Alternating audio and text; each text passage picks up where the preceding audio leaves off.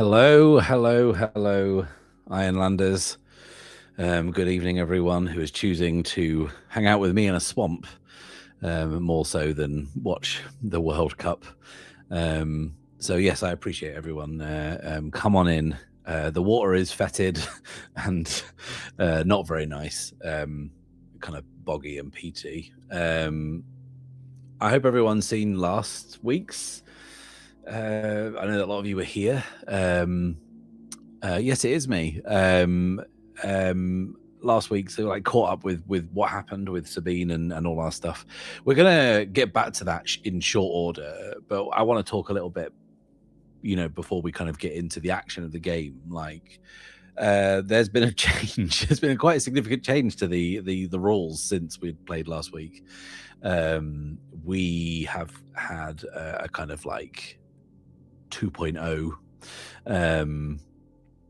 thrown in, and we've now got a few amendments to look at, and I've got the changelog up, and I'm kind of wanting to go through a few of the points, and it's interesting because I don't know if I 100% agree with some of them, just from my one playtest of 2 hours, but I'll get to that. One thing I do agree with, which is great, and Shawn said in the notes when he was talking about the changes he was making, was that momentum is too static, which I did find.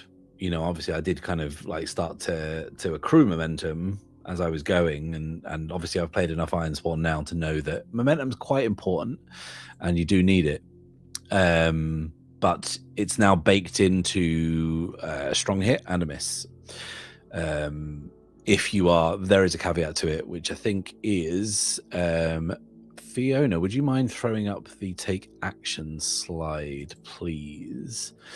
The results slide with the dice results, because it now says underneath strong hit and miss.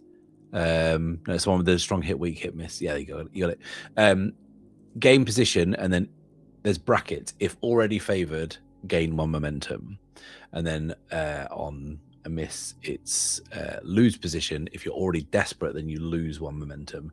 So it does bake momentum gains and losses into some of those positions. Because I mean, I only played for 2 hours before. There could conceivably be a position where you've already got nothing to spend your advantages on, or your misfortunes on. I think most people will find something, and then when we get assets and resources, that will be more things to fuel with those resources. So that's like a big change. Another change in the update was there's been a bit of a rework around challenges. Now, one thing I really liked, and this happened in the playtest we did. So if anyone can cast their minds back to 1 week ago, we had Sabine was in a fight with some like skeletons, ghouls, zombies, whatever you want to call them, undying. And halfway through the fight, we added another objective, which was to escape. And it didn't really occur to me whilst I was playing it, but like one of the reasons why I struggled to add additional objectives into combat encounters in Starforge, which I always wanted to do, was I felt like they weren't worth adding the complication. And when I say complication, I mean like small c complication of like making the encounter more complex, right? Whereas we had this thing in the encounter last week where my choice to escape was easier than the choice to fight. And when I set that up in the game, I was like, well, hang on, why would anyone choose the harder thing?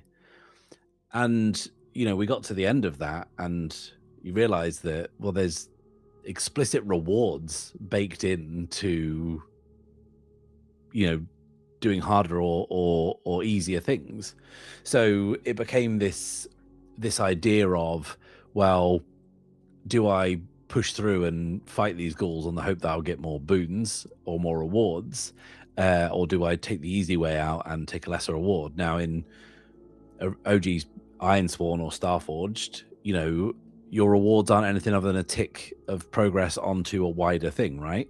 And I always had a bit of an issue with that in original Starforged and Ironsworn, that like if you have a quest which is, if you have like a quest which is I don't know, like what, extreme, right? And as in that extreme vow, you do an epic journey, it's still only 2 ticks when you do it.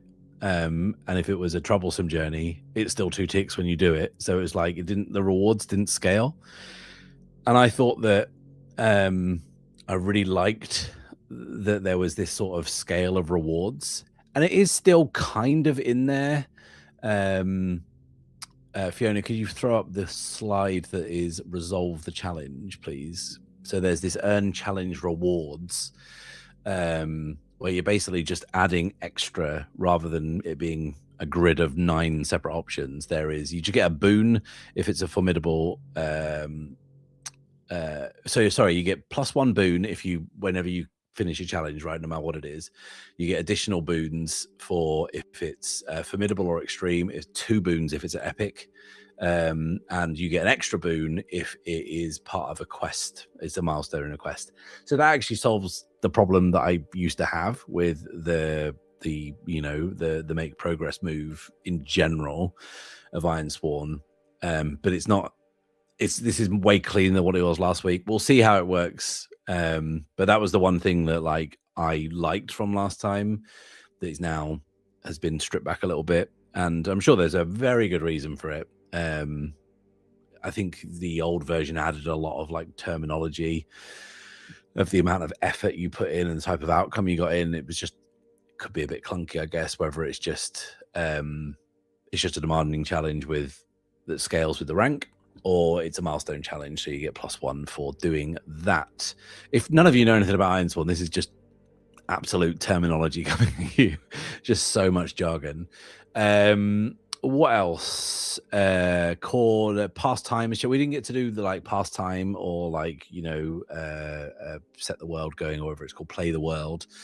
We didn't get to do any of those things, so I'm not 100% sure how the changes are going to affect things because I didn't get to play with them. But in terms of like what we actually did, Undertaker Quest is a little different. It's been reworked, and the outcomes have been adjusted to offer legacy rewards instead of boons, which kind of makes sense. So we didn't really get into this last time because, you know, all I did was go up a river and fight some skeletons. But you know, in essence, there's this concept of legacy. It's central to the character sheet. It's kind of how you advance, and it's similar to your legacy track that we had in old Ironsworn. Now, if you ever saw mine and Steve's home brewing Ironsworn video that we did for the Ironsworn guys, you know, we talked quite extensively about the legacy tracks and how sometimes it felt a little disconnected from the story, and perhaps it could have been something more interesting. And in Legacies, which is appropriately enough what the name of this game, it seems a lot more intrinsically tied to how you progress and what you do. So there's a loop of 12 squares that currently go around your tier, and you go around 5 times, and then, you know, your story's at an end, and you basically level up every time you go around. But you can kind of lose legacy as well, which is interesting. So it's this other resource you got to manage. So yeah, I think that those are the big changes from last time. In terms of like how I felt about the playtest last week, having had a week to think about it, I really loved how economical take action is over a lot of the, you know, the preloading of the crunch into the old moves. That's no surprise for me. It's 1 move to internalize rather than 52. What I would say is there was something that came up when I watched the end of this video back, or the end of the first one back. And there's something that occurred to me that I don't know if this will come to be fixed when the more codexes or codices come out, which is like at the end of that quest, I swore an iron vow. And if anyone has forgotten it, then I don't blame you, because in the role play, I didn't do anything.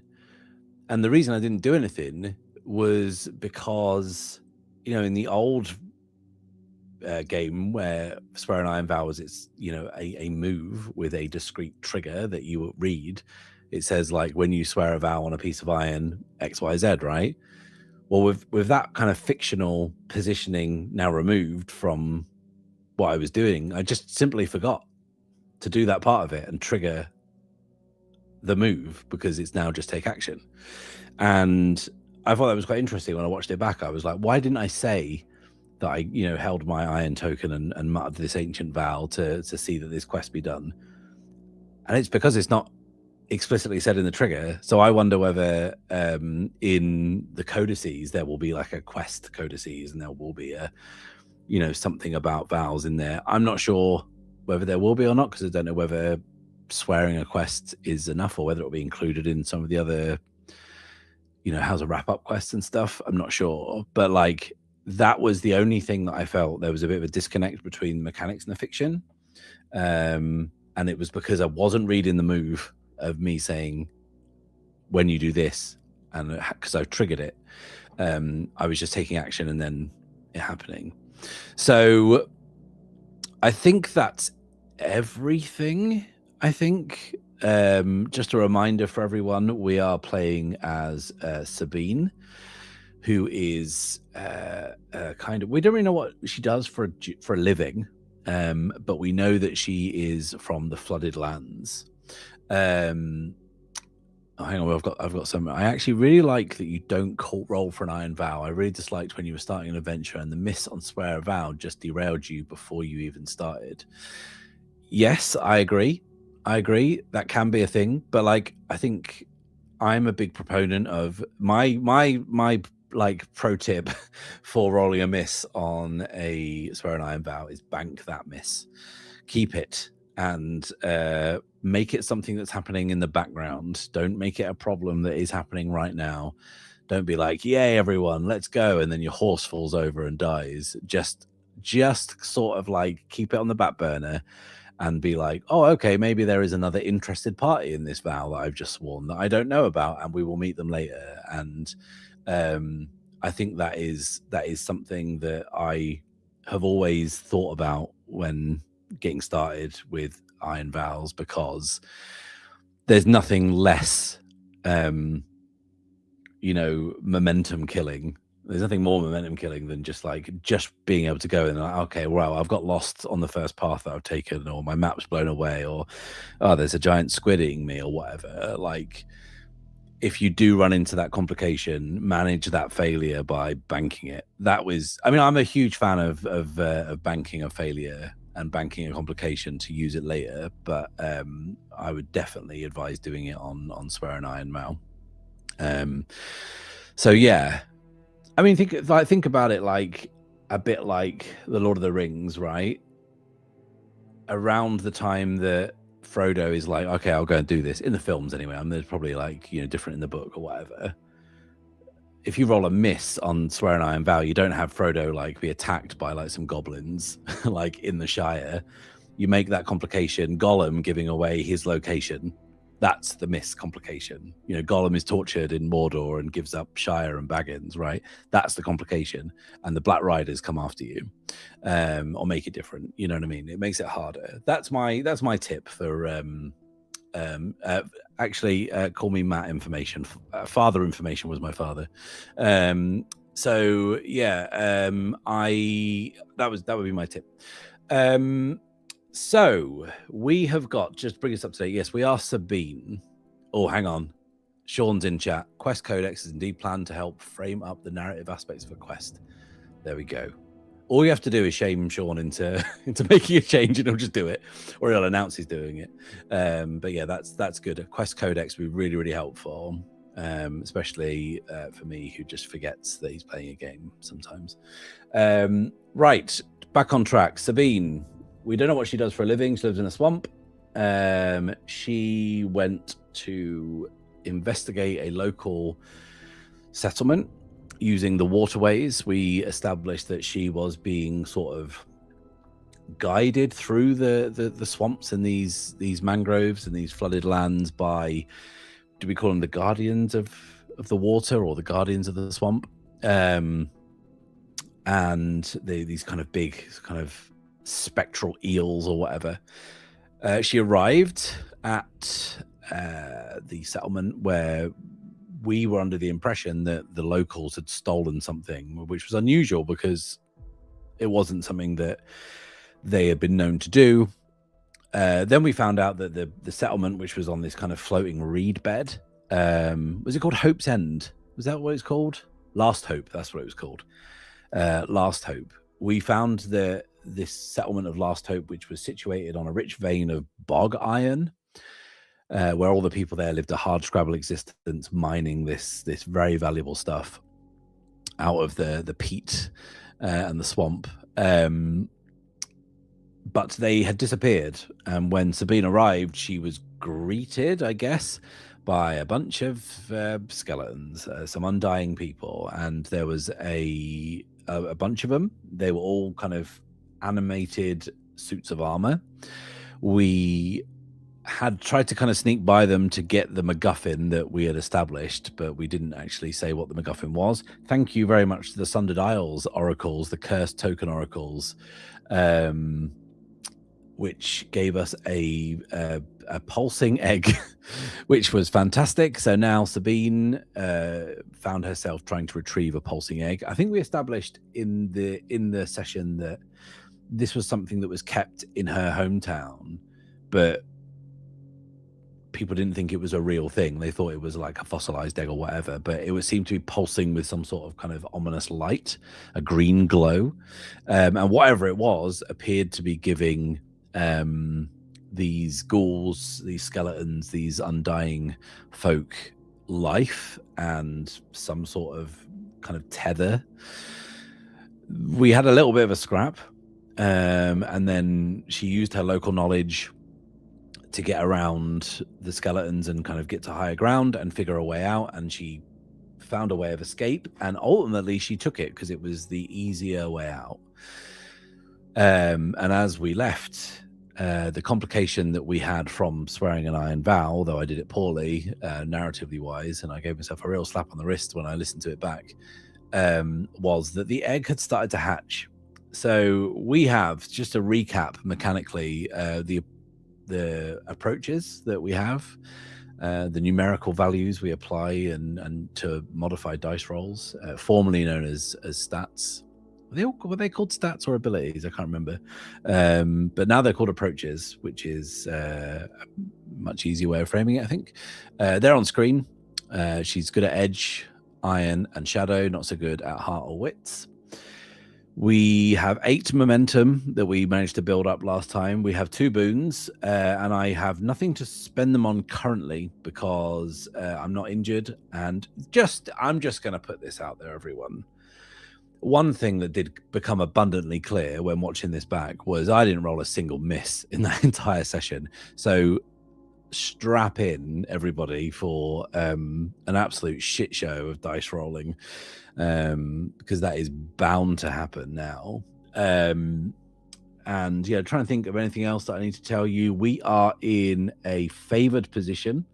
We have a 4 segment timer tension clock going down that's just called egg.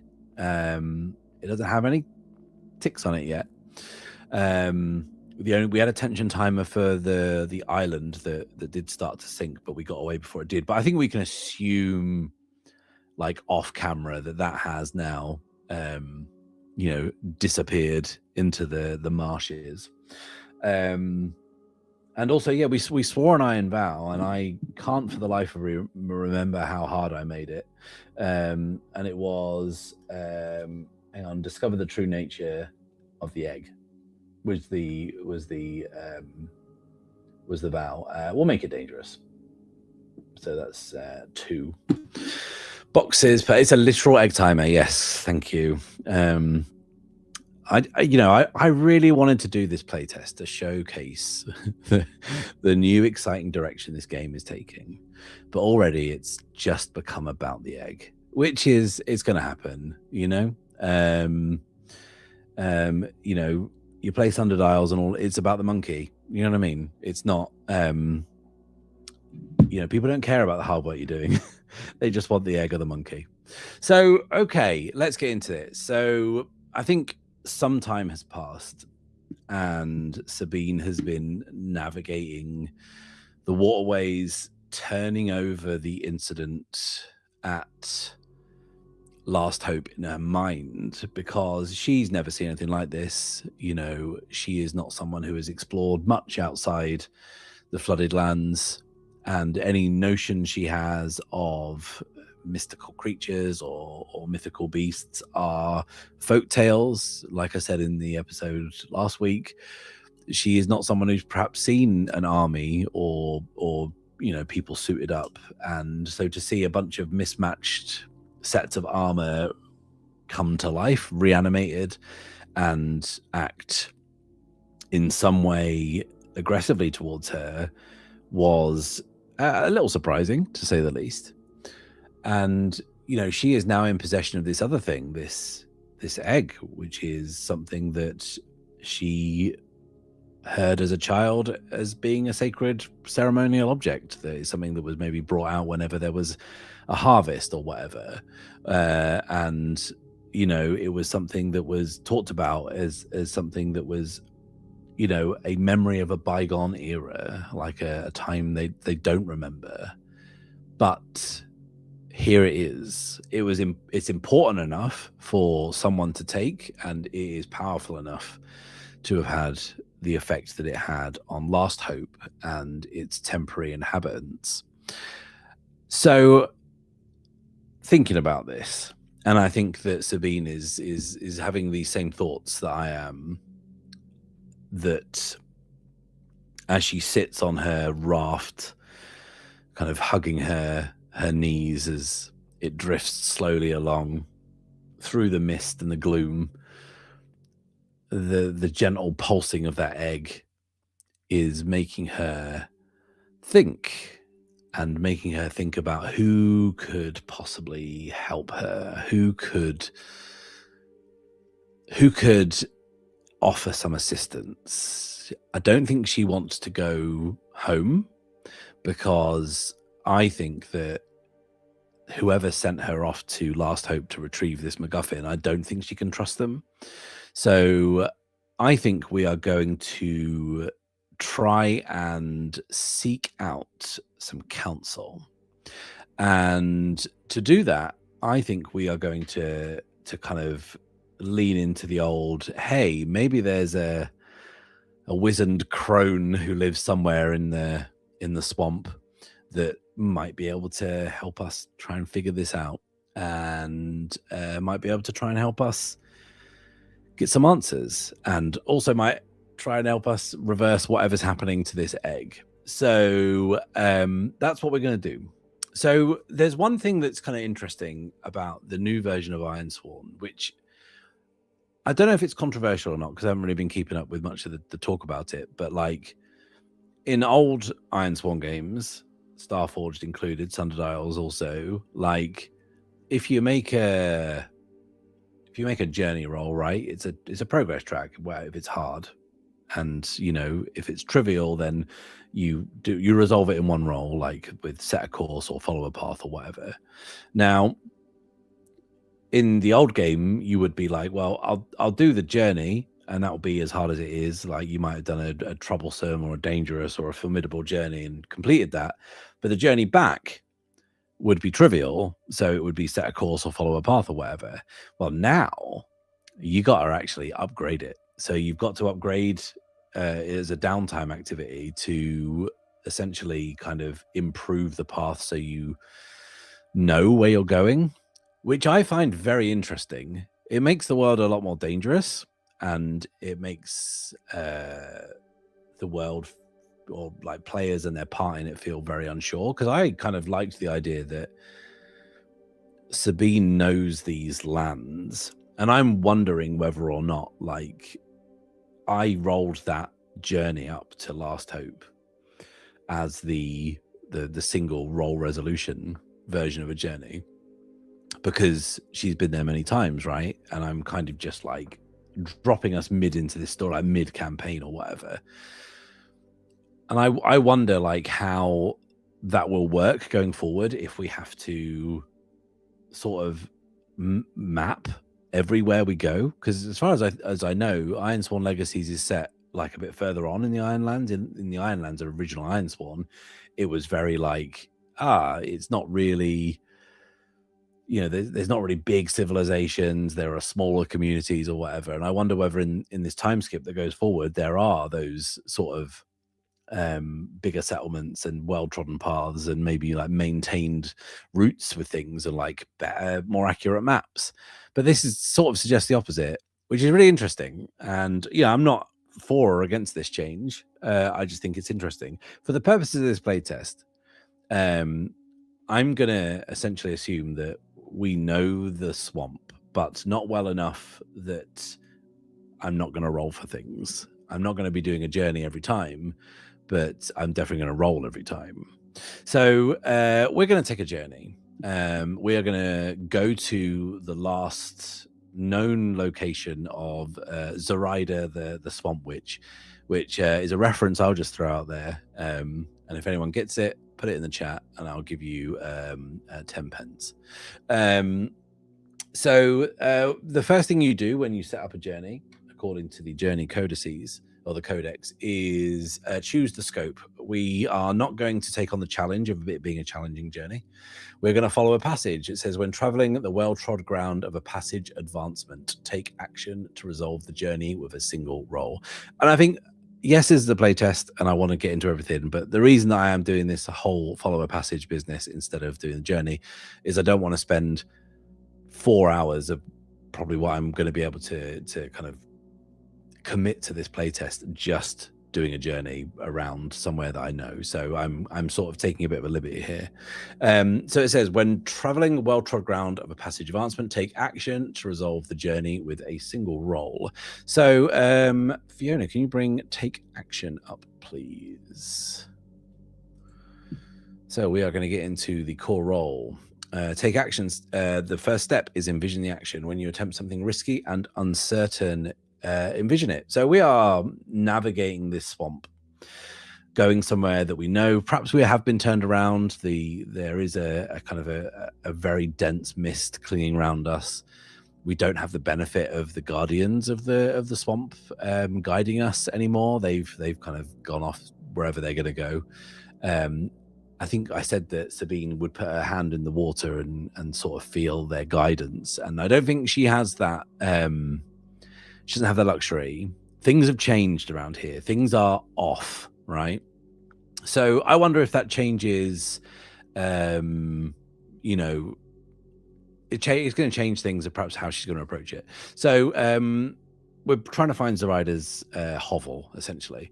The intent, the next step, the success and advantages you hope to gain.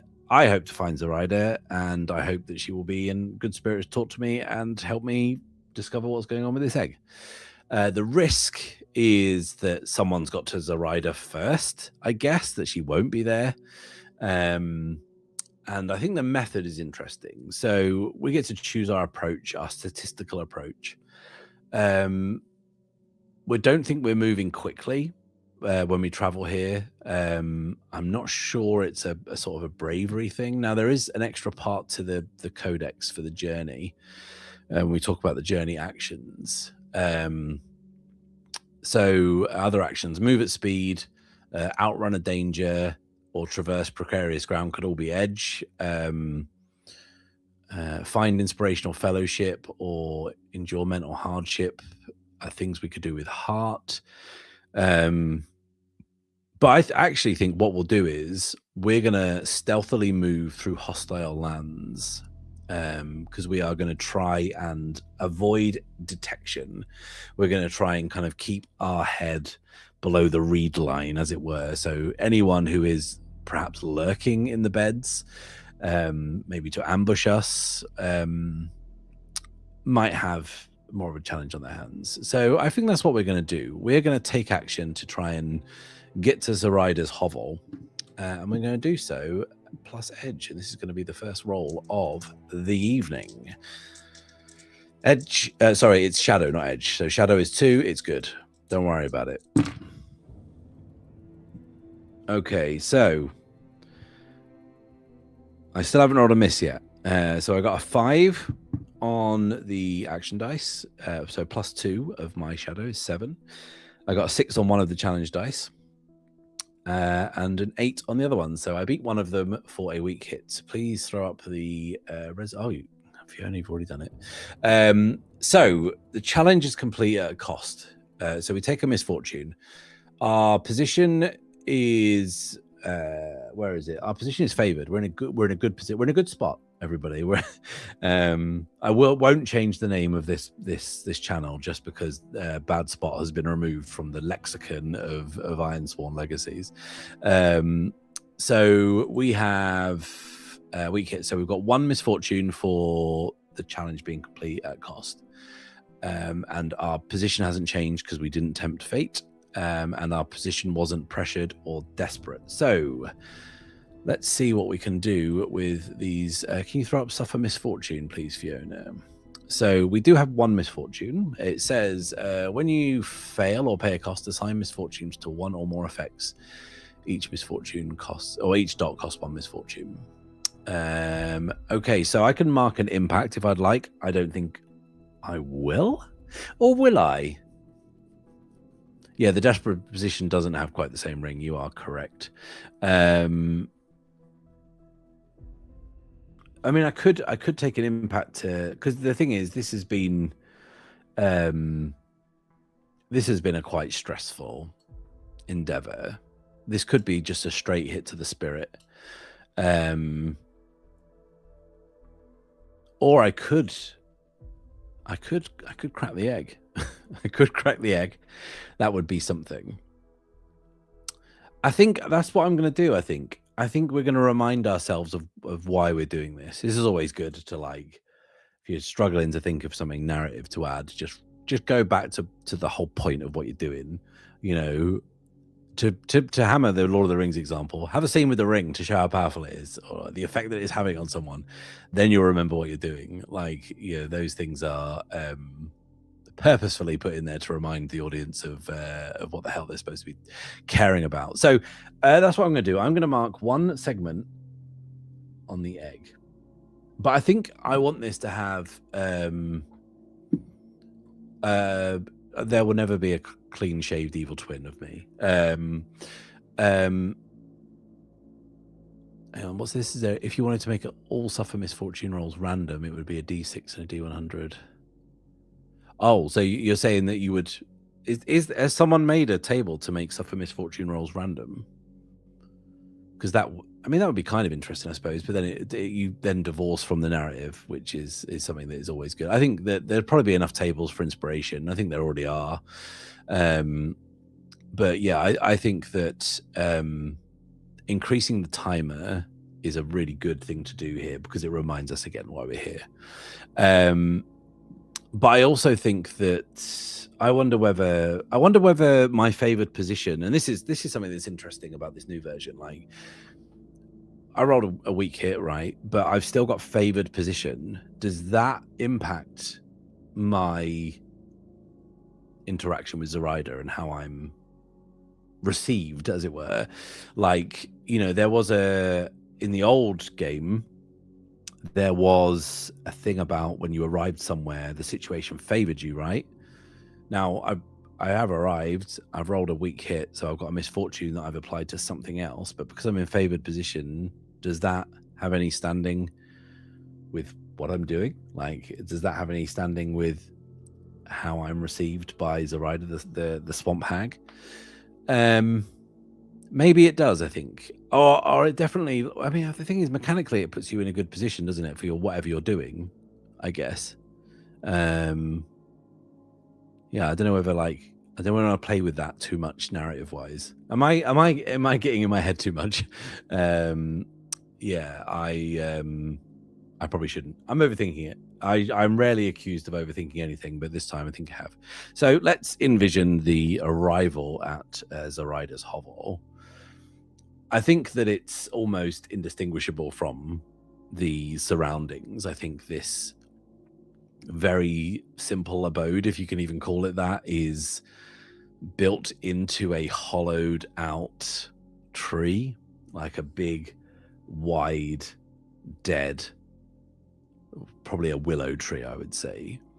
And I think that the fire that burns inside that Zoraida has kept going it gives this sort of meager glow to, and I think maybe that's like the impression it's supposed to have. Like there are two kind of big holes in the tree that when the fire's lit inside, it kind of looks like the glowing eyes, as if to kind of ward off other evil spirits. And I think that's intentional.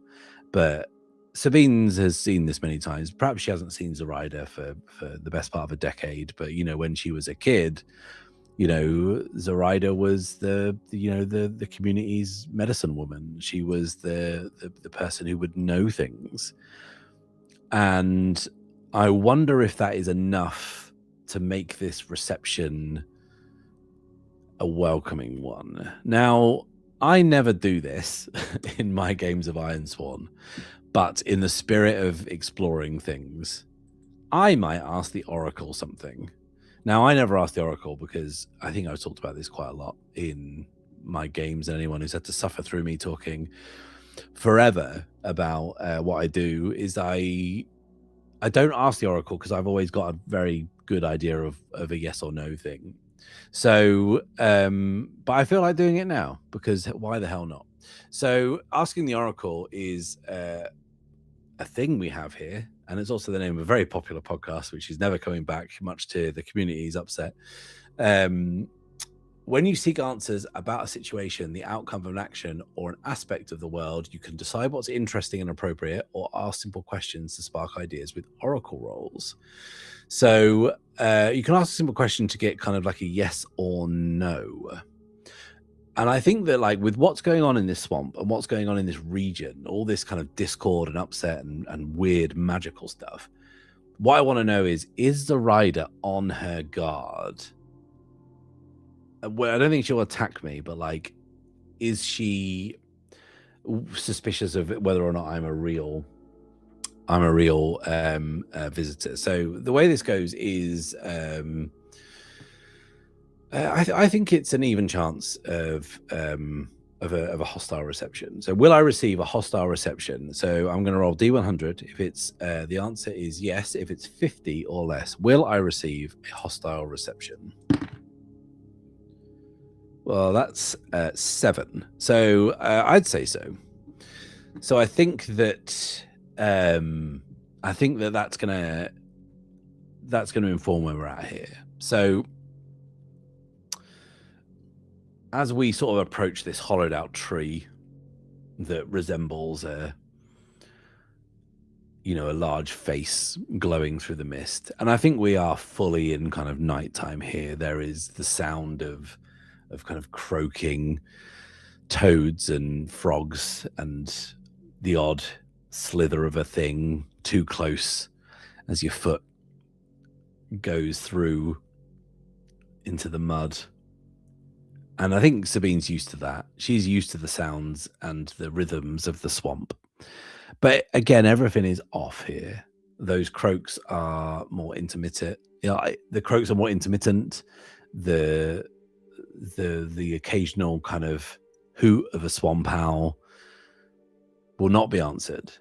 Swamp owls, kind of one of them goes twit and the other one goes twoo. There is no twoo to follow. There is the pairings have been broken. There is something discordant about the atmosphere. There is something deeply off.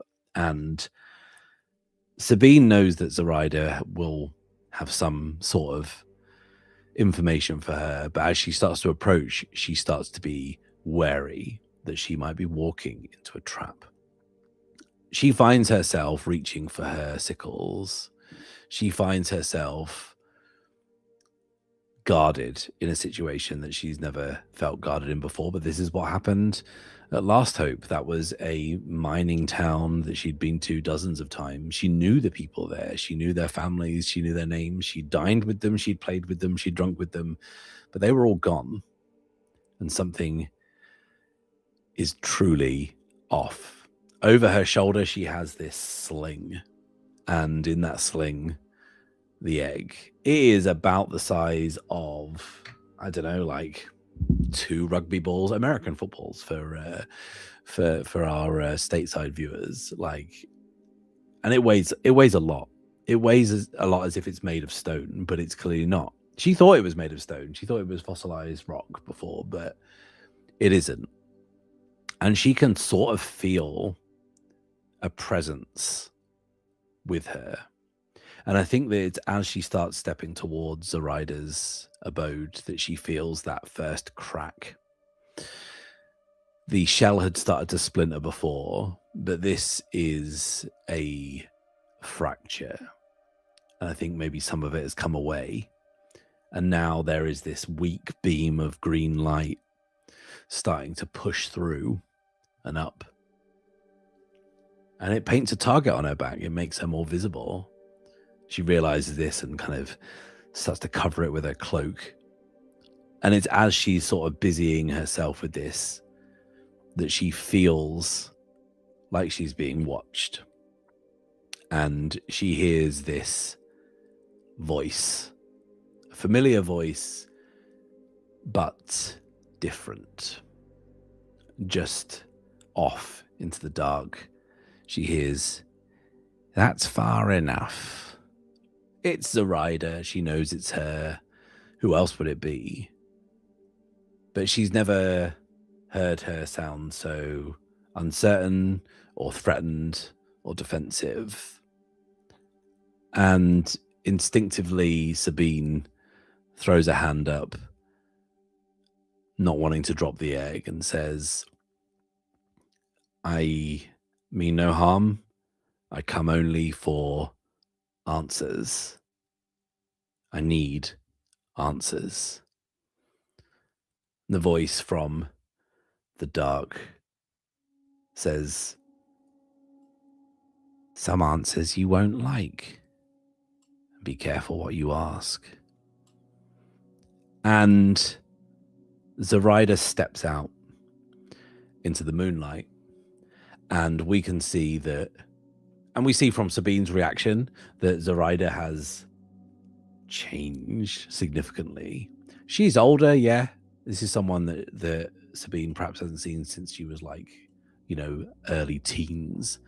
But and Zoraida, you're a swamp hag, like you've got a certain vibe the way you look, right?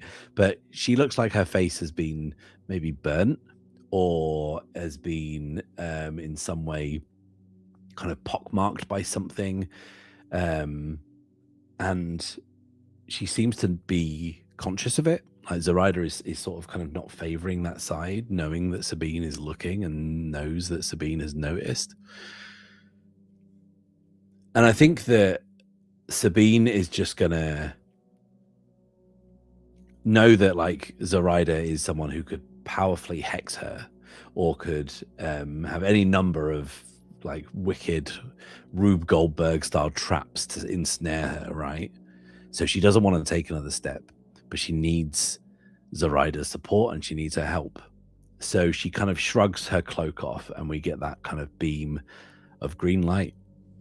And she shrugs the egg to the floor, gently letting it kind of land, and the light shines and actually gives Zoraida's face this kind of extra pallid glow, this green, and Zoraida's eyes light up.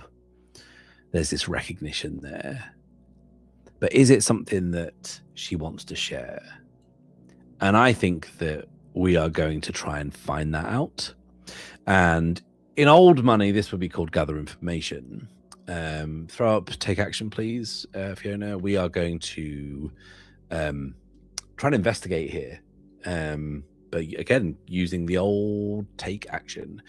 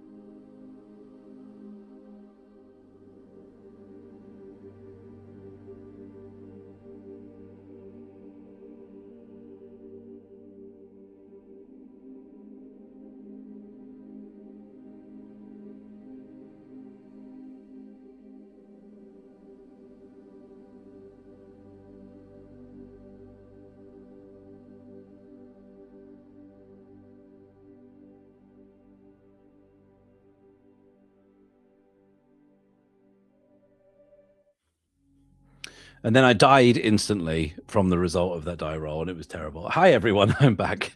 Can you see me? Am I here? Am I coming through?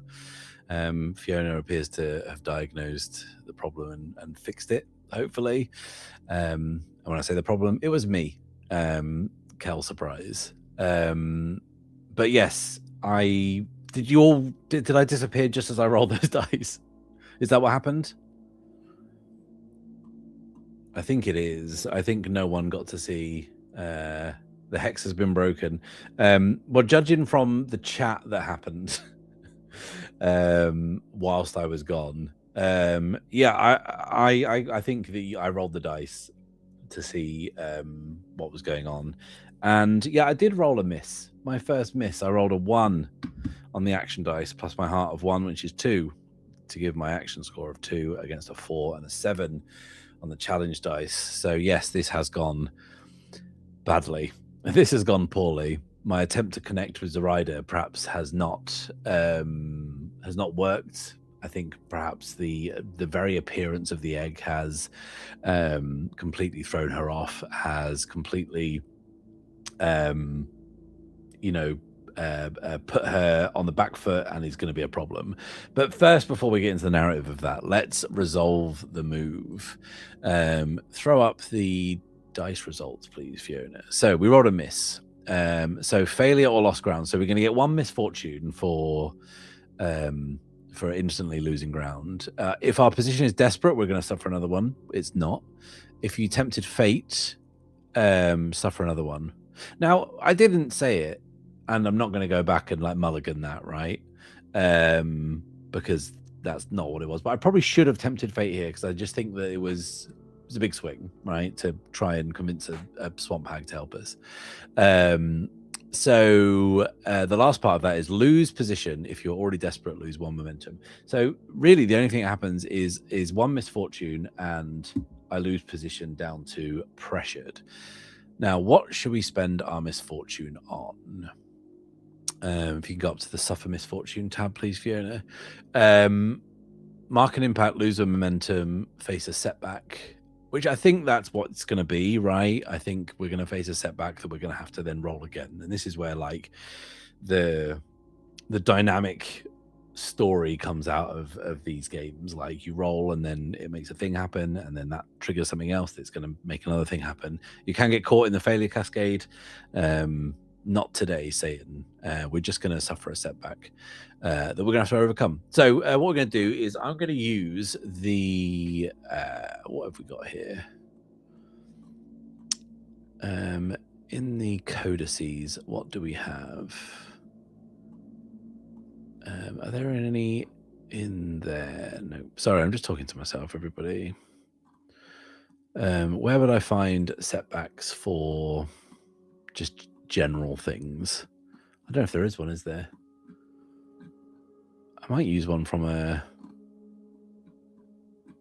fight or the encounter, maybe.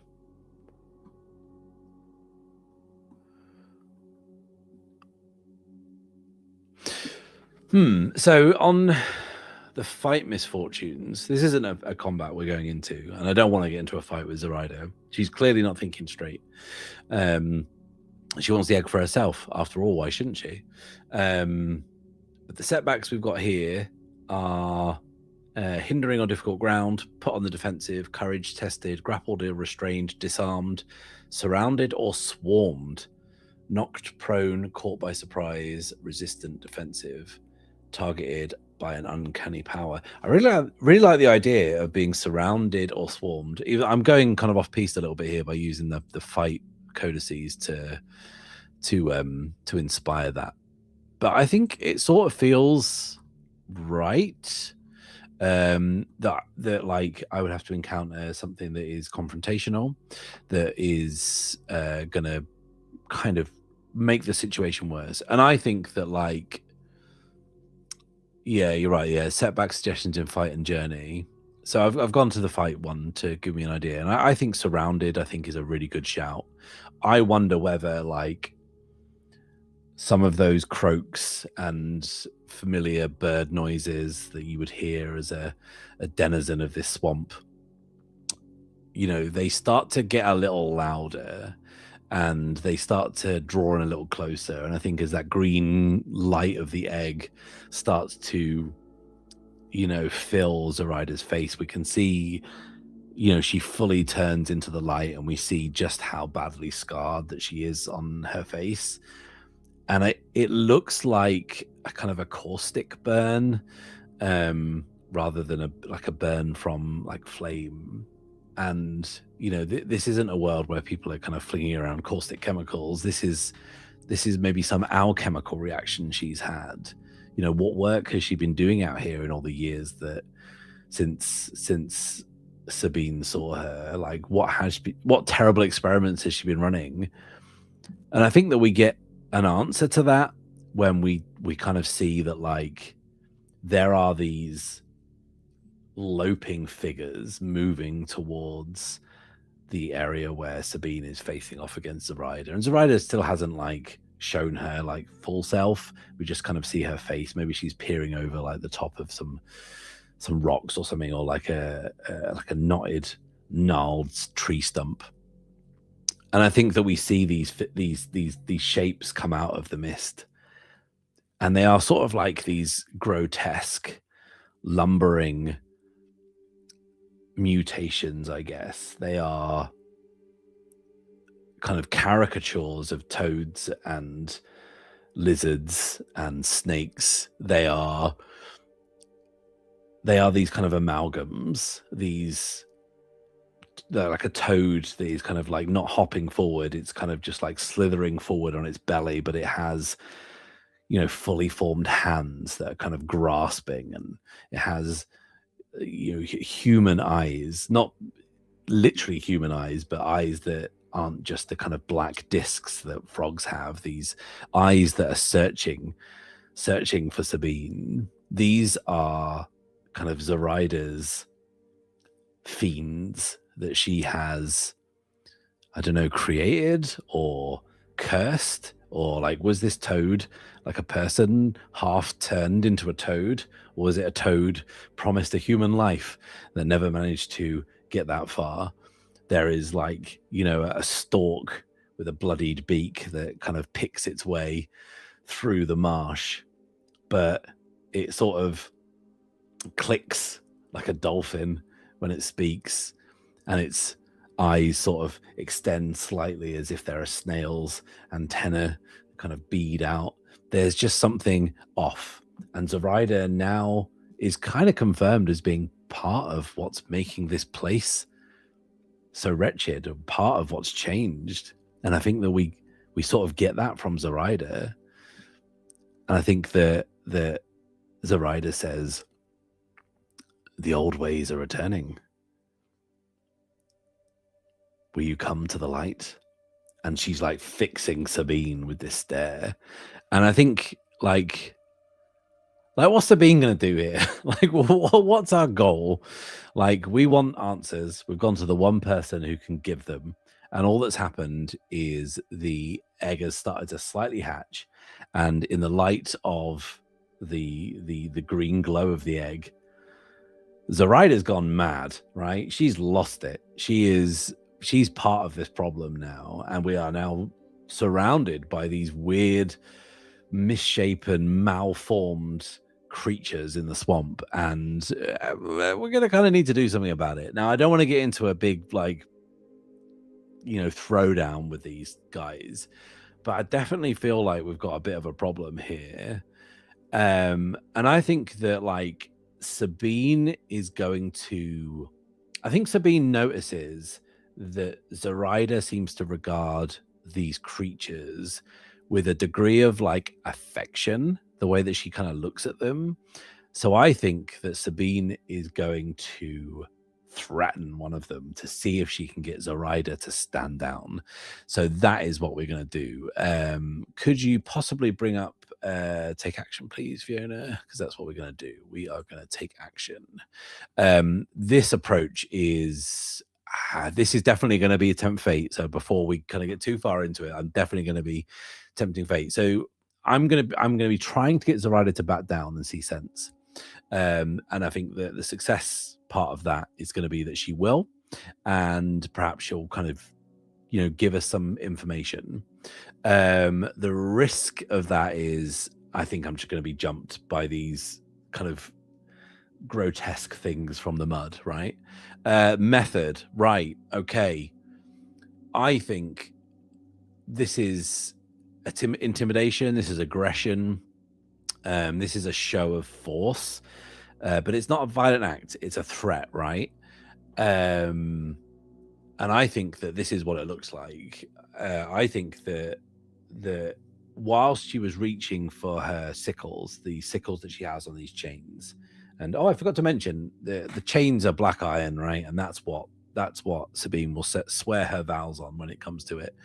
Like, she felt for them out of a sense of unease when she approached this place, but she never lost sight of the fact that she knows that she can draw quickly. She is fast. Sabine is good at this. And now she's dropped the egg and it's shining that light in Zoraida's face. She's going to use that split second of Zoraida being kind of like bewitched by the power of the egg. What a sentence to say. And she is going to quickly grab her sickles. She is going to swing and try and ensnare one of these creatures. I'm going to say it's sort of like a muskrat, the big like rats that live in kind of swamps and wetlands, but they walk on their back legs. It's like a muskrat, but it's sort of got like a kind of extended, like a lizard's kind of maw and a kind of a forked tongue that comes out. But it's like 4 feet high. It's a thing, right?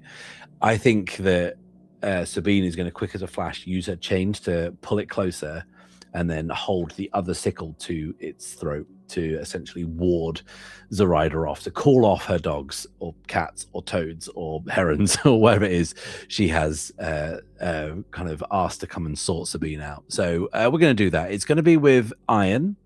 And yes, we are tempting fate. So just a reminder, tempting fate says, does your intent, risk, or method suggest a high stakes outcome? If so, tempt fate with this action. I definitely think that's the case. This is definitely tempting fate. And sure, what could go wrong? That could go wrong. So that's 2 1s in a row. But luckily, I rolled a 1 on one of the action dice. So plus my 2 for iron. Makes that a 3, but it doesn't beat the 5 that I rolled on the other challenge dice. So we have a weak hit. So a weak hit says, I tell you what I could do here. I've got 8 momentum. So if I don't burn my momentum here, I'm going to get costly success, so advantage and misfortune. My position is not favored or desperate, so that's I'm going to go to a desperate position because I tempted fate. I'm going to get a lot more misfortunes out of this than I am advantages. Or I could burn my momentum for a strong hit, which I'm going to do. So when you burn momentum in Ironsworn, this is Starforged rules, not original Ironsworn rules. I'm at 8. We're going to replace our action score with our momentum score. So an 8 beats a 1 and a 5 and becomes a strong hit. But I reset my momentum down to 2, which I'm doing now. I worked hard to get that momentum.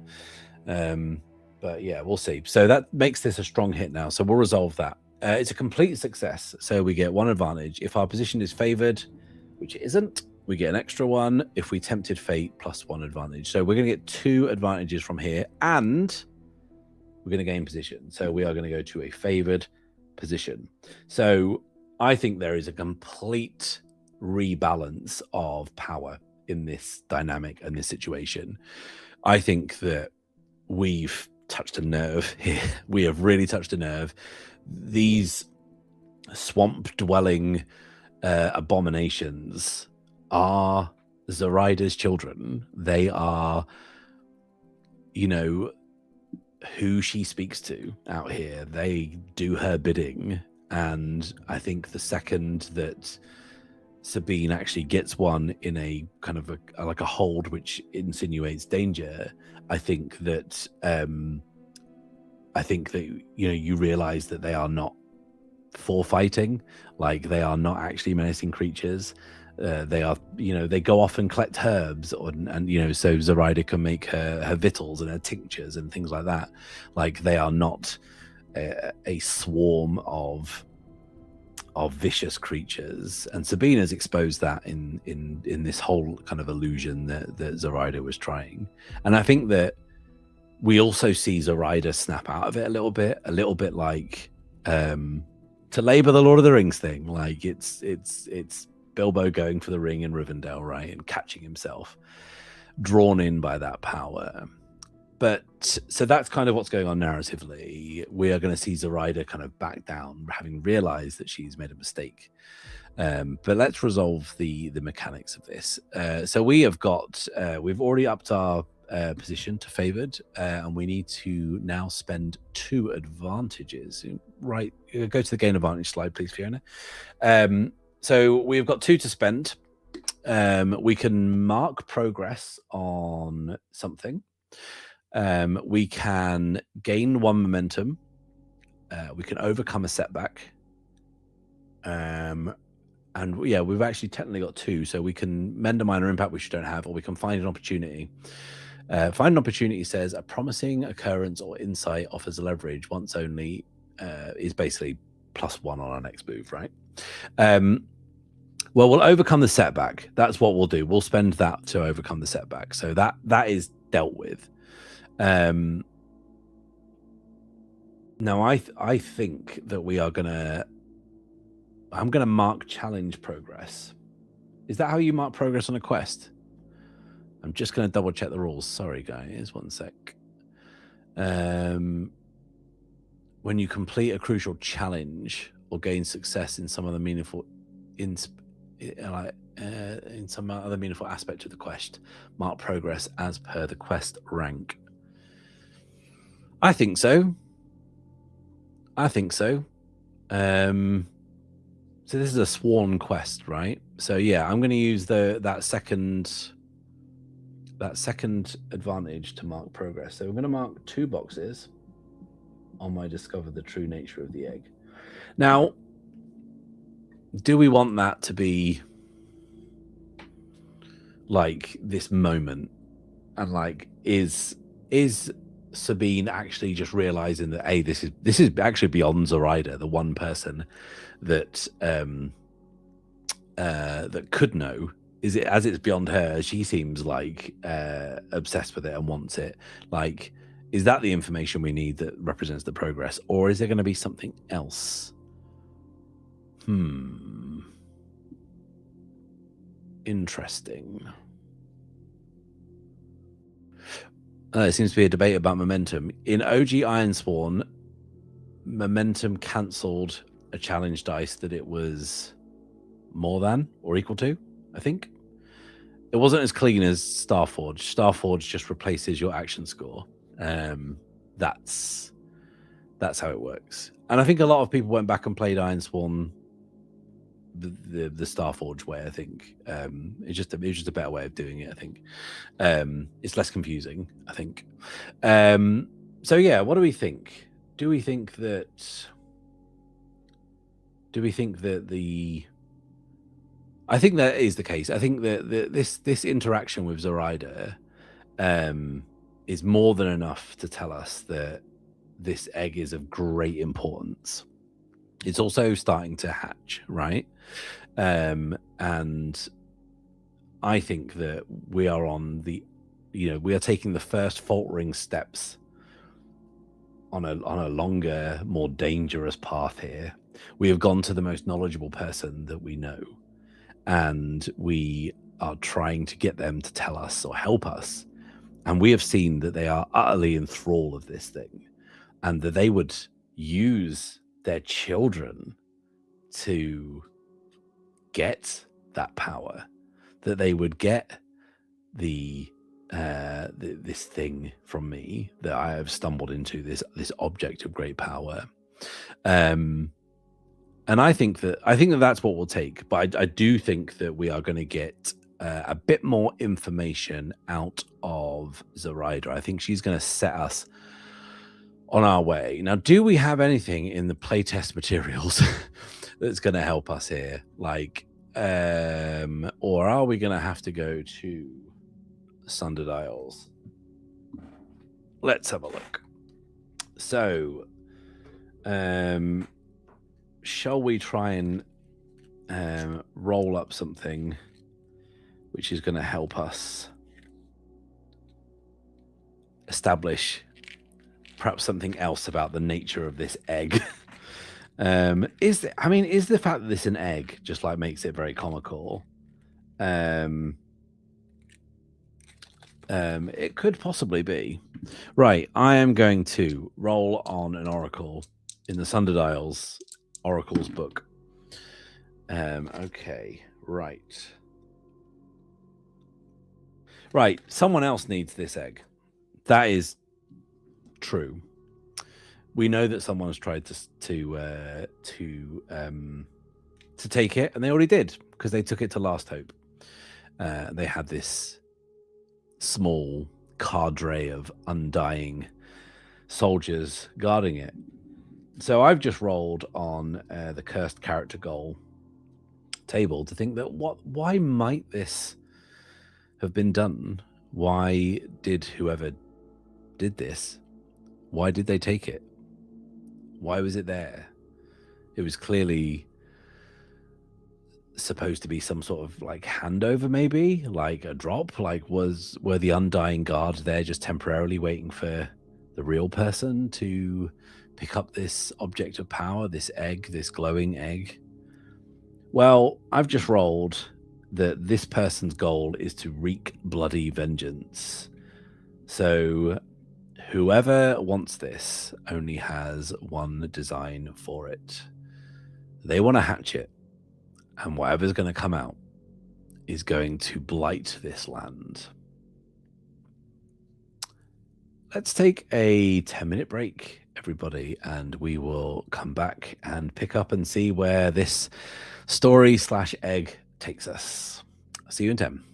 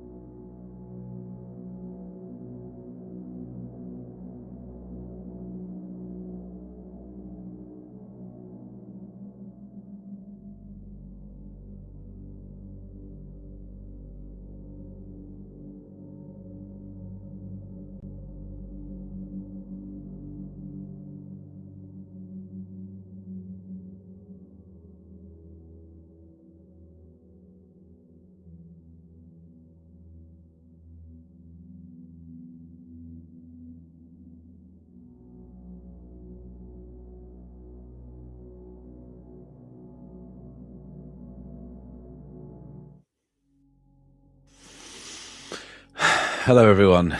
We're in real kind of make Rod for your own back territory here, and I'm at an interesting junction in this playthrough. Now, this is just a playtest. We've got very limited resources as part of this playtest. We don't really have a lot to go with. But I'm kind of digging where it's going, and I really like what we do have, and I really like how it's interacting with what we already know of how to play these games, right? I said a little bit before, like, I don't want to keep making journeys. I don't want this whole playtest session to just be like endlessly rolling journeys. But I actually do think that given that we have a journey codex, we should show it off a little bit. And I think that, like, knowing that we've exhausted the local knowledge here, that Zoraida can't help us. This is beyond her. I wonder whether we need to go, like, further afield. We need to leave the Shire, right? Like, we need to go somewhere that is classically beyond the understanding of our protagonist, right? We're not going to go to like bright lights and big city, but we need to go somewhere where we can be protected, or this thing can be protected, right? I don't think that there is going to be any suggestion that we could wield the power of this creature that lurks within this egg for ourselves. We are not a chosen one. We are not fulfilling some sort of prophecy here. We are just someone in the wrong place at the wrong time. And that is genuinely how this feels. And I feel like Sabine has to get to somewhere else. So I've had this thought, right, that we could go and, given the theme that seems to be popping up in people's chats from their playtests, I know that a lot of you are talking about your own playtests. Like, I wonder whether this egg and what lurks within needs to be under someone else's protection. And that is the Wyvern Guard. Now, the Wyvern Guard hang out, appropriately enough, at... what did someone say earlier? The place name with Wyvern in it. Just gonna scroll back.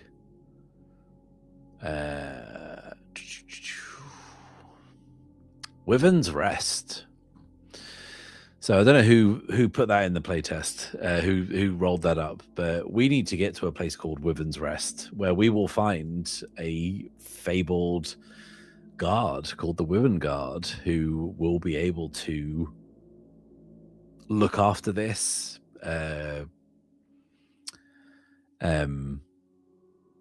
speak to someone who knows about it. Like, is this some sort of prophecy for their order, perhaps? Is this something that, like, there's clearly something they know more about? And our part in this story, Sabine, as just the ordinary person, she's just gonna take it, and that's all she's gonna do. Now, what we're gonna do here to sort of represent this is we're gonna take a journey, right? And we're gonna do that using the Journey Codex. So step one of the Journey Codex is to choose the scope. We are going to make this a challenging journey. The default scope for a journey: take on a challenge to see what happens. I'm going to say this is outside or right on the border of the flooded lands, but either way, it's the reason we're making this is it's somewhere that Sabine has never been before. It is far enough away to be significant. So we're going to name the challenge objective. So it is reach Wyvern's Rest. I'm going to write in my sheet, reach Wyvern's Rest. We are going to so actually, let's read this full part because I've not read this through. So name the challenge objective. Is the challenge objective getting there? A journey usually sets a fixed destination as the objective, the person, place, or thing you intend to reach. Or is it searching? A journey can have an uncertain destination, such as finding a missing person, or a trade caravan set the objective as the focus of the search. That's interesting. These are journeys. They aren't objectives in the other sense. They are not challenges. Okay, or other challenges. Journey might offer opportunities to accomplish something, to overcome a peril en route. Track these challenges separately. Fine, cool.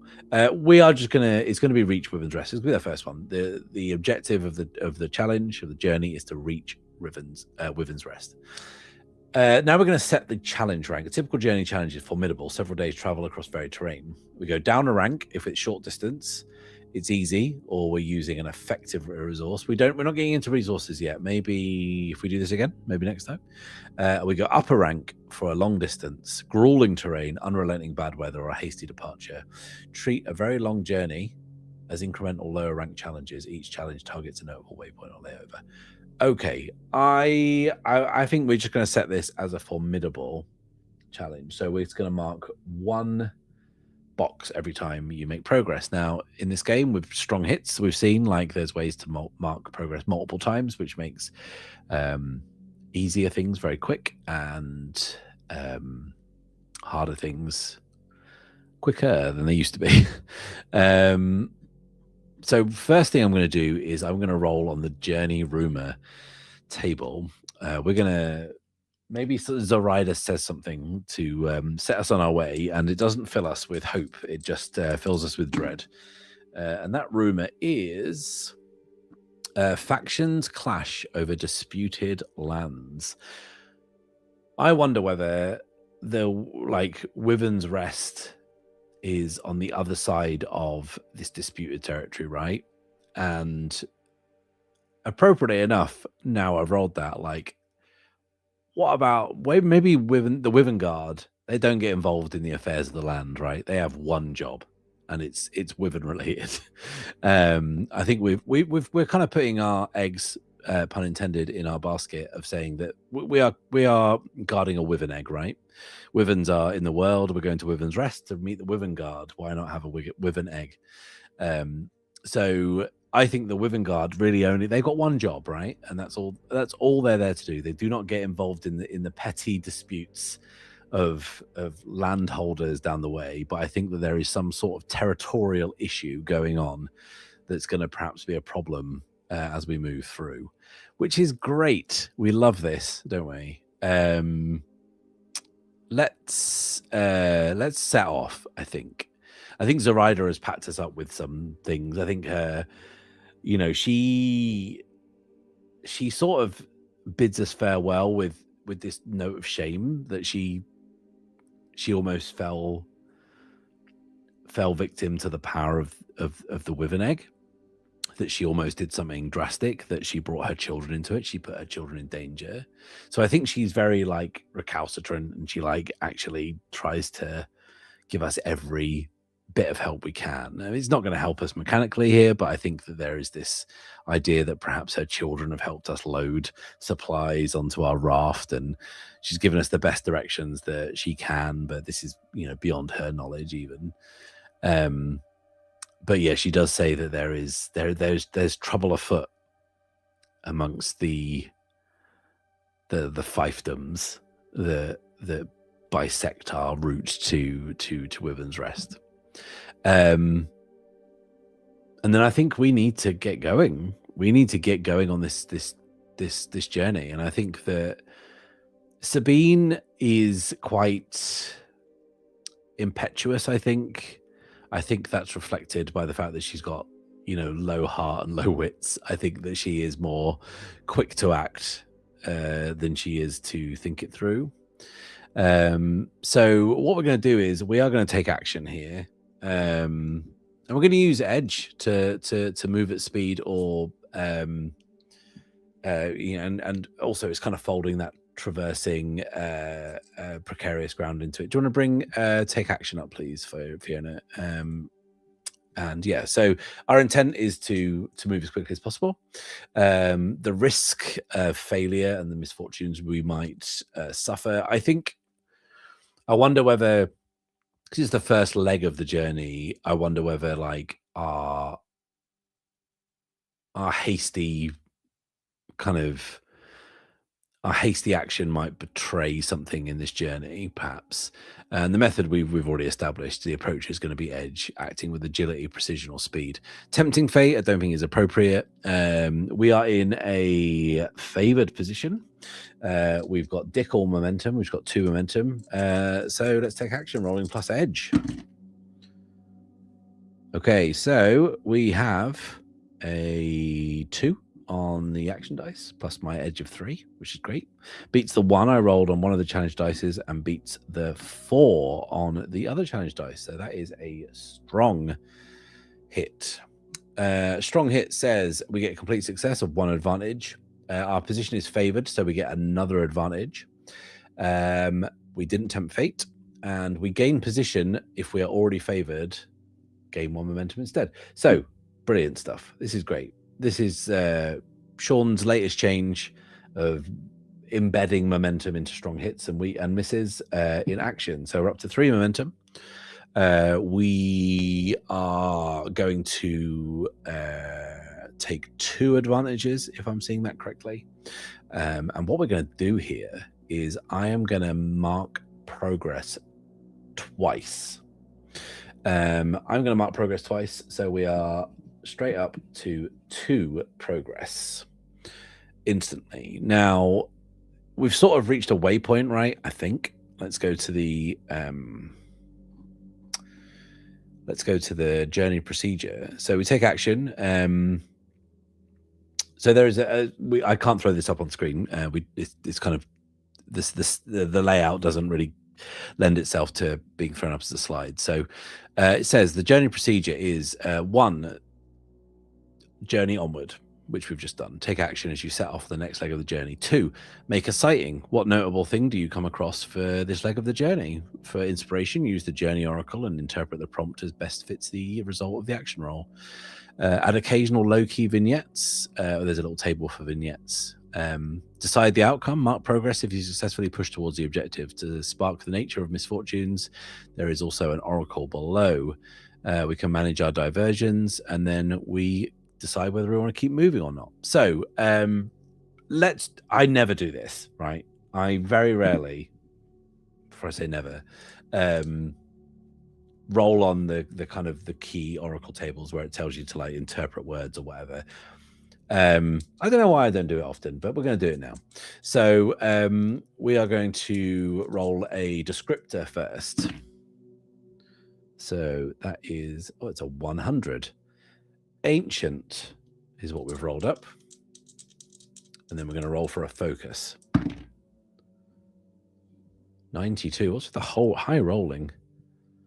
Ancient community. I might roll on another one. Well, keep ancient. Community I'm not so sure of. I want this to be a bit more kind of desolate. 26. Ancient remains. Interesting. Ancient remains. And I think this is just for a sighting. This isn't for anything that's going to provide any sort of challenge for us. And I wonder whether because we are sorry, someone asked, are we free of the hag? We are free of the hag. We made up with the hag. And we've set off on a journey to reach Wyvern's Rest and the Wyvern Guard, who are going to hopefully help us on the next leg of our journey. I wonder whether, because we're kind of bringing in this idea of giant creatures, right? That there is going to be a giant wyvern hatching from this egg. Wyverns are big. Depending on like what sort of lore they come from. In like Warhammer, wyverns are massive, right? They're dragon size, like a slightly smaller dragon. So I think that I wonder whether we're going to see a sight that Sabine has never seen before, and I think that as she is kind of using her stick to kind of push her little raft down these unfamiliar winding waterways, that, you know, when she puts her hand in the kind of the inky black water as she goes, she doesn't feel the guardians, like they have abandoned her. She doesn't feel their presence. She doesn't feel their spiritual guidance. She feels nothing. but trepidation of where she's going, the scale of the task that she has to perform. She doesn't know the true power that is sitting in the sling around her neck. She doesn't fully understand what sort of grand design someone has for this power. But I think she gets this idea, and it feeds into that whole like ancient magic thing, that she pushes her raft through like a bit of a mangrove, and the trees are sort of arching over the way, and there's these chittering birds kind of watching her indifferently, and she hears those low croaks and the bellows coming from the water of the various reptiles and amphibious things that wriggle through the water. And then as she moves out, it becomes a little lighter on the other side of the mangrove, and it looks like these branches of another type of tree are kind of stretching over the waterway. But then we kind of see her looking up in awe, and she is looking up at what is a giant rib cage. Whatever this thing was, it was huge, but it now encloses this stretch of makeshift canal. There are occasional vertebrae dotted along the shore, little rodents kind of skitter in and out of them, and there's no meat left on these bones, but whatever this was has returned to the earth and is now part of the landscape, and other things now call it home. But these ribs are 10, 15 meters high. They are big. Whatever lungs were contained in this great thing are like beyond comprehension. This is sort of like blue whale sized creature. And Sabine takes note of that and thinks of her place in the world and feels insignificant, I think, in the belly of this beast that was. I think we need to keep going. I think there's no time to pause here. We're going to keep going. We are not going to kind of push on quickly again. I think as we're moving into more and more unfamiliar territory, I think that Sabine will try and keep a lower profile on this stretch of the journey. And I think that's something that's reasonable for her. I think that given she has only the vaguest of directions and, you know, no sat nav, she's just going to have to try and rely on her senses. And she's not the brightest or the bravest, but she's pretty sneaky at times. We're going to take action again. I'm not going to tempt fate. Our approach is to try and kind of traverse this part of the journey as surreptitiously as possible. So let's roll plus shadow. There we go. Right, so we've got another weak hit here. And the weak hit says a costly success. So we get an advantage and a misfortune. We are favored, so we get 2 advantage. We didn't tempt fate, and we lose position if we tempted fate, and our position wasn't desperate. So ultimately, it's 2 advantage, 1 misfortune. Now I'm going to look at the codex here for some ideas of what to do. I think that I'm definitely marking progress twice with my 2 advantages. So that puts us up to 4 out of 10.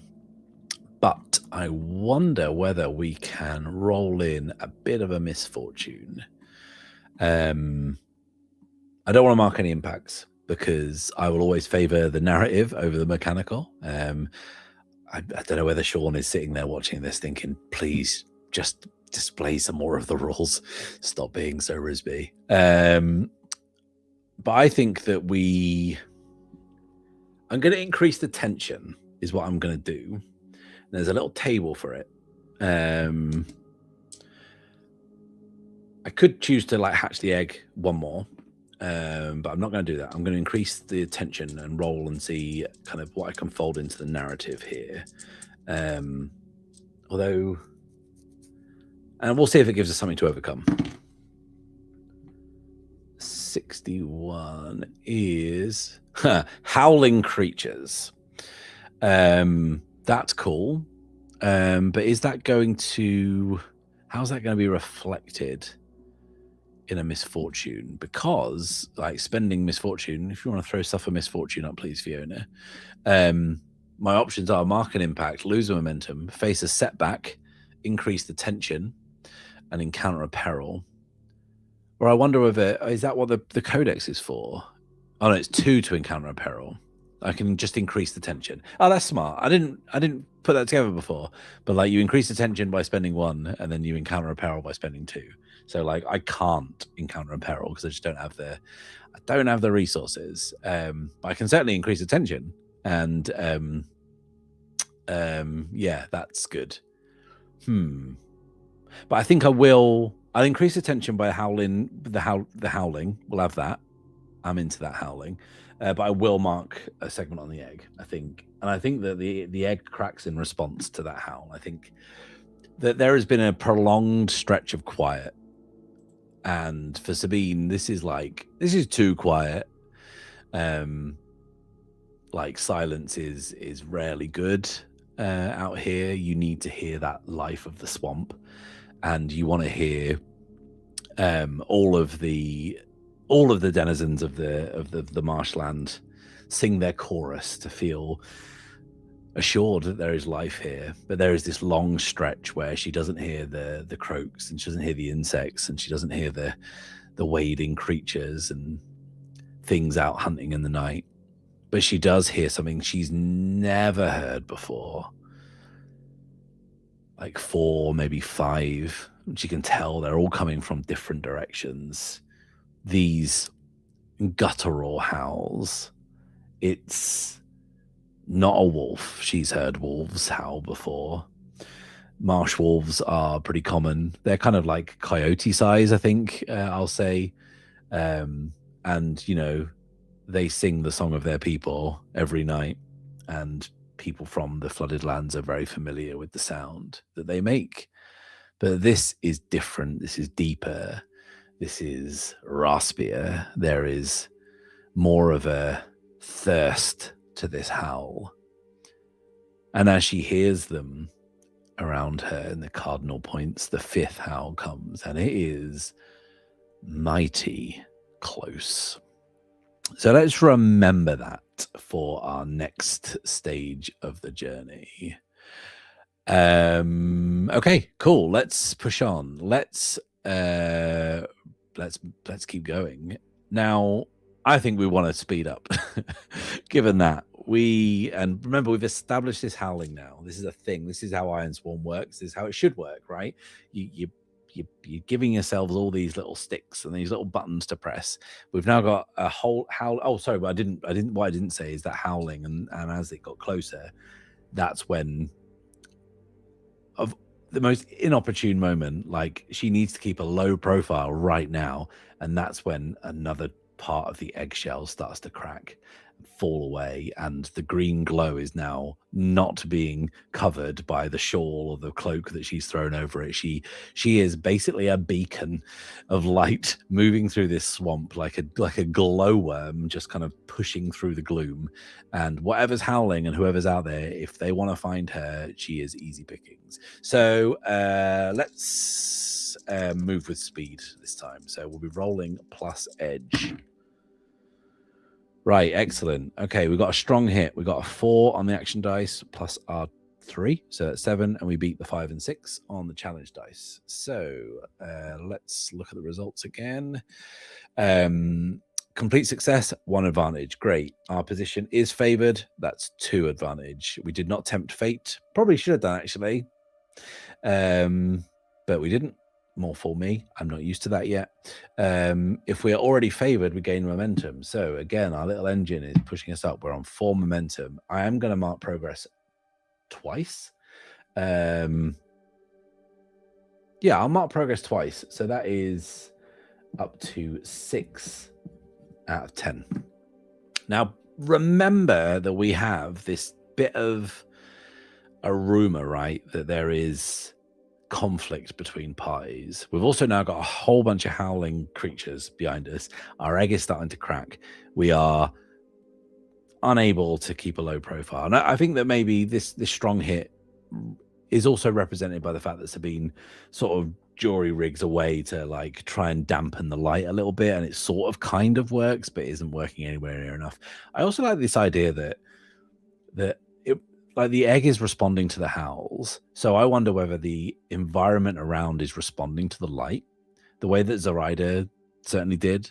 I wonder whether, like, in that moment of silence where the howls kind of pierced through, after it finished and after that howling receded, I wonder whether, like, the swamp just like came back to life again. Almost like the faders on the mixing board were all pushed up at once, and the entire orchestra played.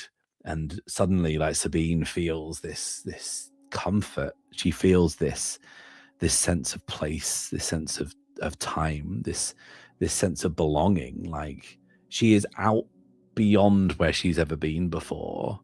But the chorus of the marshlands is guiding her, and she can feel it now. She knows that somewhere watching her are these guardians beneath the water, these spiritual eel snake things. She can feel it when she puts her hand in the water to guide her way.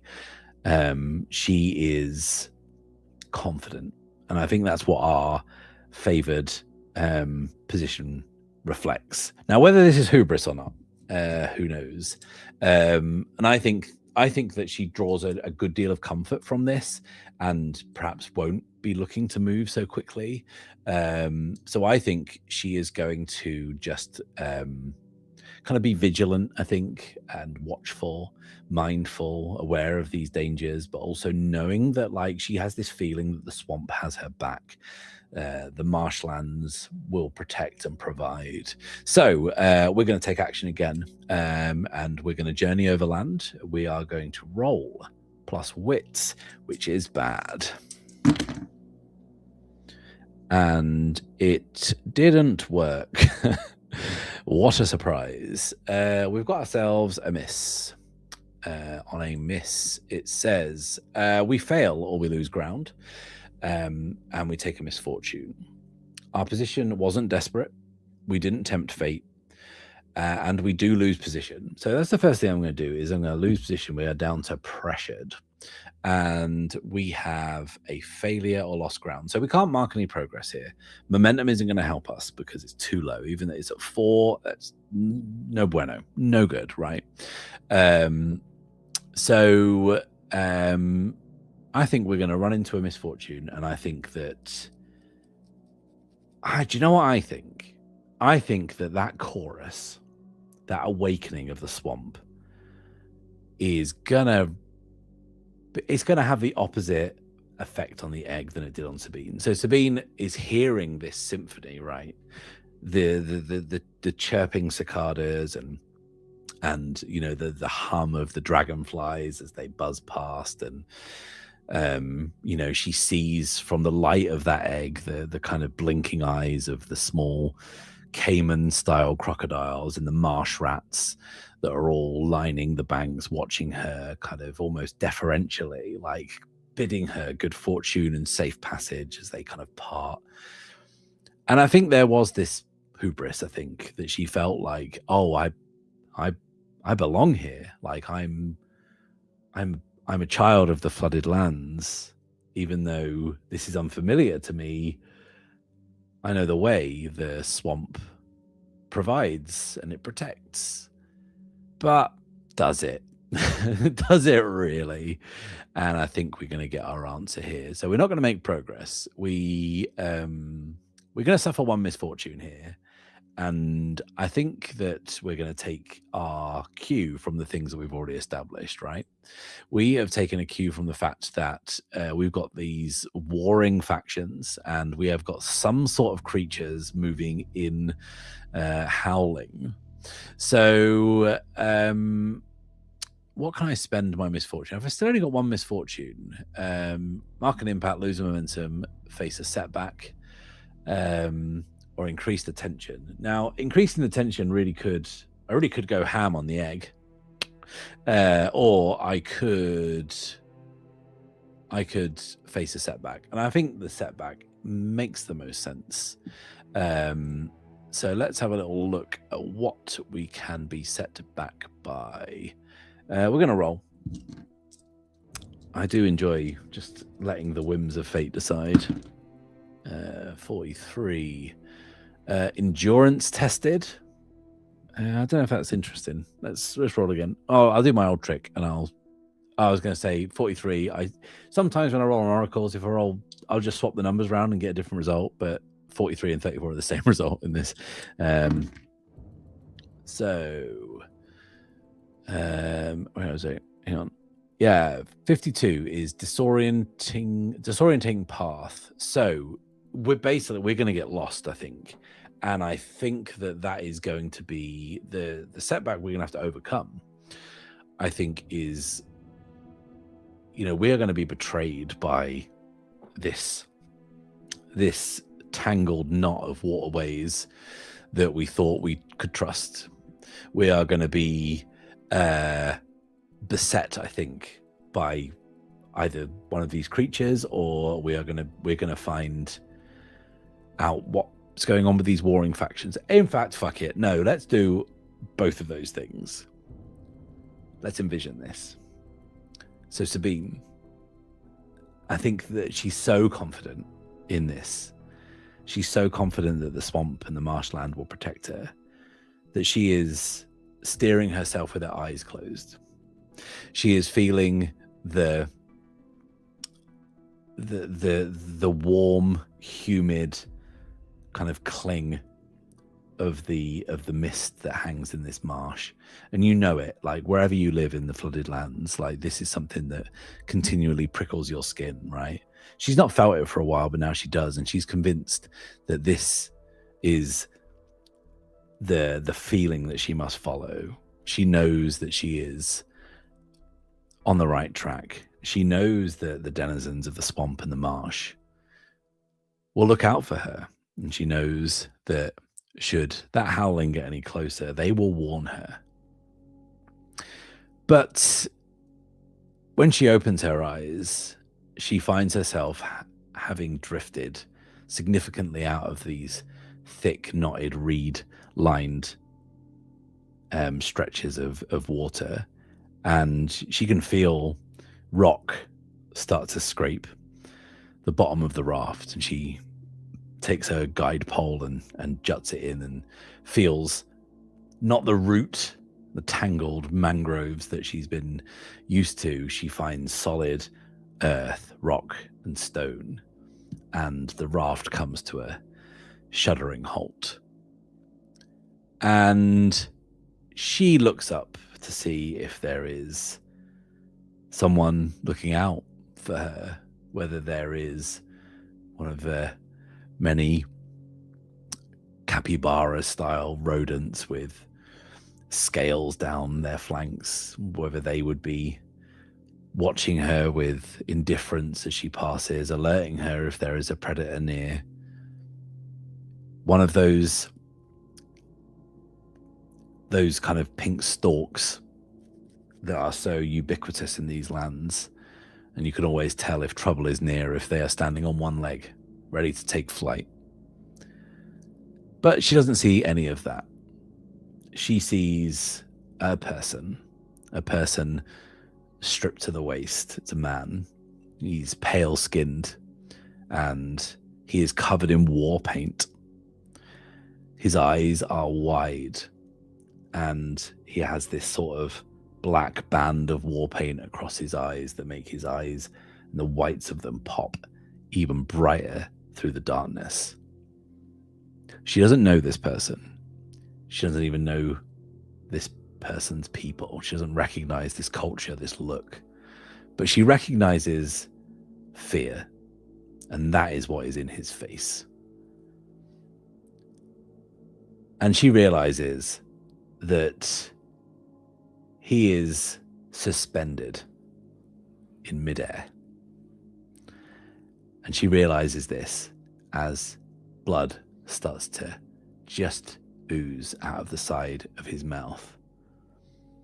And then she sees, reflected in the pale moonlight, perhaps the green glow of the wyvern's egg, gives this a spectral pallor to this scene. She sees that moonlight, that green glow, catch something shiny pushing through the man's chest. It's a claw. More precisely, it's a razor-sharp claw. The man, his head lolls to one side, and the light catches something else. A set of teeth moving closer from behind him, clamping down around his neck. The claw goes one way. The teeth go another. And with them, the top and bottom halves of this poor man's torso. Facing down Sabine on the banks of this brook that she has accidentally, foolishly got lost down, is something that she does know. She knows of these things. She's heard tales of them, but no one she's ever met has ever seen one. And if they have, she doubts they survived. She hears their howls, and she finds herself surrounded by not one, not two, not three, not four, but 5 pin wolves. I think that's where we'll leave it for this session with our girl Sabine, the egg courier, surrounded by pin wolves. A little shout out to anyone who's ever played the Wild Sea there, and how horrible those things are. But I feel like they are an appropriate foe for our situation. Thanks everyone for joining me this evening for this little extra playtest. I really feel like I'm getting into a bit of a groove now with the stuff. I still haven't internalized the advantages and the misfortunes and all that kind of stuff. I feel like the core action role is so good. I want more codexes or codices. I really want to get more into seeing what resources and assets do. These are things that won't come in this playtest, I'm pretty sure. But I really enjoyed that. Like, even though it was essentially just one dialogue scene and a journey, I feel like we're deepening this kind of story and this tale and like what's going on with this egg. Like, what kind of grip did it have over Zoraida? The Wyvern Guard at Wyvern's Rest, like, what's their deal? And like, what the fuck is going on with this egg? Like, I've really enjoyed this. I know I only intended to do one playtest, and here I am doing the second part. If anyone would like to see more of this, like, I will see what we can do. Like, I've really enjoyed doing this. I don't know how much more mileage we're going to get out of the limited amount of playtest materials, because I can't do the pastime and all the other like downtime stuff until like I've got this timer off my back of this egg. So like pausing the game to pass time and do all the other things that are in the back end of this, it will either activate a clock or I can't do it with the clock still going. So I'm either going to hatch the egg or I need to make sure that this egg thing is resolved by the time I do that. So if you would like more of this, please let me know in the comments. Find me on BlueSky, hassle me in general, come to my house, post threatening notes through my letterbox. And I will happily play more of this. I think Sabine is a real idiot and she is getting herself in way over her head. And I love that about her and I love that for her. More of this story, please. Oh, hang on. Yeah, resources are very fun. They're basically halfway between assets and the old optional roles. I'm going to admit, like, I haven't actually looked at the resource thing because I was like, I'm gonna do these playtests in like almost modular fashion. I'll do the first bunch of stuff and just get the core mechanics and the roles down, and then I'll start adding stuff in. And yeah, all right then. Okay, I'll come back. I'll speak to my boss Fiona and see when we can do this. It might be next Thursday. It might be the Thursday after or whatever. It might not even be on a Thursday. But we'll get something together and we'll do a third session of this, and we'll try and wrap as much of this up as we can, because I'm kind of digging this story. So yeah. Oh, I use resources to get myself a pack mule. That's not going to help me here. It's going to drown, which is why you shouldn't play water polo. The horses will drown. So yes, anyway, thanks everyone for your support and being here. A whole bunch of you were here again this evening. It was lovely to hang out with you and play some Ironsworn Legacies. I'll see you next time, everyone. And until then, it is farewell and safe passage.